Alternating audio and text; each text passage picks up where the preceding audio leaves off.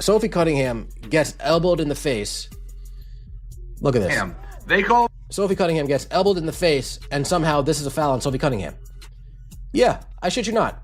Sophie Cunningham gets elbowed in the face, and they somehow call this a foul on Sophie Cunningham. The worst part is, these dummies, these stooge referees, reviewed this play too, and still came to the conclusion that the foul is on Sophie Cunningham. You can't make this up. What happens when a player speaks up, and the very next time she steps onto the court, the whistles seem to disappear? That is the question fans could not stop asking after Sophie Cunningham took a hard elbow that left everyone staring at the replay instead of the scoreboard. Was it simply another physical WNBA moment, or did her outspoken comments about women in women's sports put an even bigger target on her back? The controversy only grew louder from there, and the footage has everyone picking a side. So we have Cheryl Reeve opening up about this Sophie Cunningham situation. If you guys don't know, this thing has been really hitting the fan. Now, Cheryl Reeve made some comments about Sophie Cunningham yesterday in her pre-press conference, and today she followed it up with speaking to Sophie before the game. Now, there was a photo that has been floating around online of these two talking before the game. Let me get it pulled up for you guys. Now, we all know that Sophie Cunningham has found herself in a wormhole, man. She got these rallies being led. For a league that constantly says it wants tough, competitive basketball, this sequence left a lot of people wondering where that standard suddenly disappeared. Sophie Cunningham has built a reputation for playing with intensity, standing up for teammates, and never backing away from controversy. The Indiana Fever, from a public relations standpoint, they cannot get out of their own way. If they did not believe when they dropped this injury report and Sophie Cunningham randomly shows up right after she has to put out a statement in what looks like a, oh crap, I've done gotten my arm twisted, my elbow twisted by the Indiana Fever leadership. And look, Sophie's going to deny that. But lately, many fans believe something has changed, and this latest incident only poured gasoline on that conversation. During the play, Cunningham absorbed a clear elbow that immediately caught the attention of everyone watching. The contact was obvious enough that the replay kept getting shown from multiple angles, and with every replay came the same reaction from viewers. Comments by Indiana Fever's Sophie Cunningham sparked a pregame clash between fans outside the Moda Center tonight.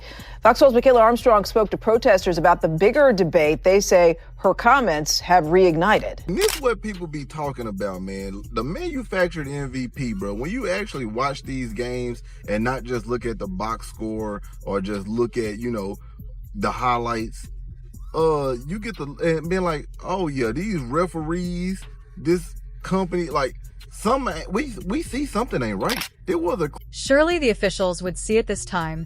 Surely this was the moment the whistle would finally come. Instead, nothing to no foul, no correction, no relief for Cunningham after taking the contact.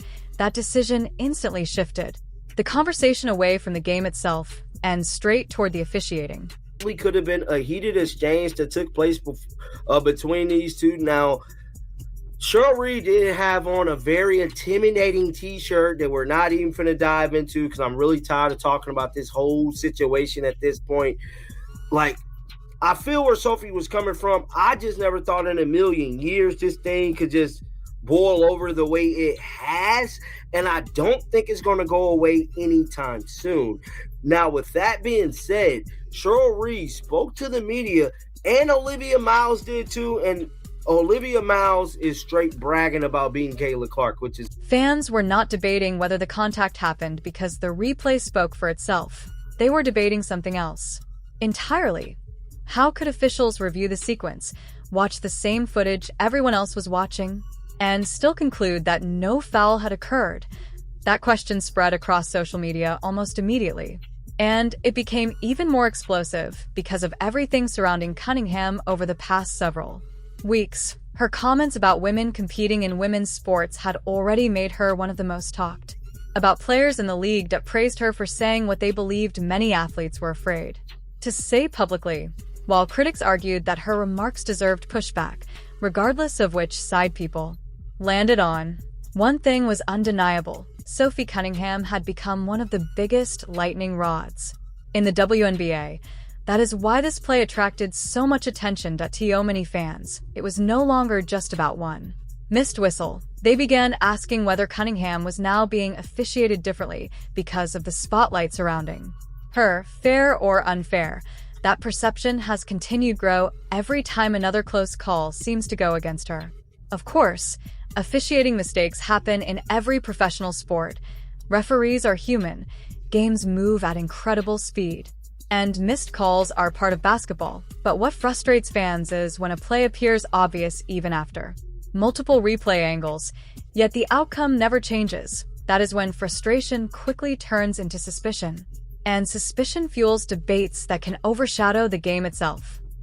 Coach, there was an anti-trans rally before the game, inspired by a WNBA player. As a member of the LGBTQ plus community and in your workplace, what was your reaction knowing that this was happening right outside of your door? Yeah, I mean, Seattle and this organization and Climate Pledge, we always want to be an area where people feel welcome coming into this building. I think we've always done a really good job with that. So I know our organization was, working closely with Climate Pledge and with security to just make sure that, everybody feels safe and included and welcome. Whether this was simply another missed call or just unfortunate timing is something every fan will judge differently. However, one thing is impossible to ignore. Every controversial whistle involving Sophie Cunningham now carries extra weight because of everything that has happened off the court, and if more moments like this continue to pile up, the league may find itself spending more time answering questions about officiating than celebrating the basketball being played. The strange part is that this story did not stop with one controversial hit on Sophie Cunningham. In fact, that play became the spark for a much larger conversation because many fans now believe the atmosphere surrounding Cunningham has changed dramatically ever since she publicly commented on the debate over women's sports. Whether you agree with her position or strongly disagree with it, the reaction inside and outside the league has become impossible to ignore.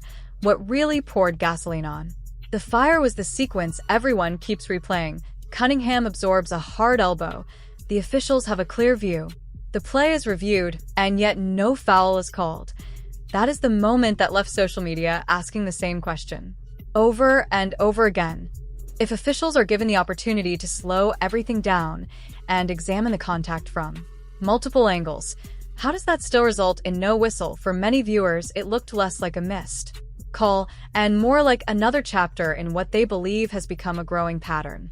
Night we had the Seattle Storm, let me get it right, Seattle Storm's co-owner Celeste Keaton berate two young teenage girls who were wearing XXXY shirts with a sign that said, "Thank you, Sophie Cunningham, for speaking up for girls." Here's the two girls right here. They're supporting Sophie Cunningham after she made the remark saying that basically men don't belong, or trans women who were men don't belong in women's sports. And they don't. She came over, verbally assaulted them, called them, saying the WNBA has suspended her 5 games and fined her. She won't be able to sit on courtside for 5 games.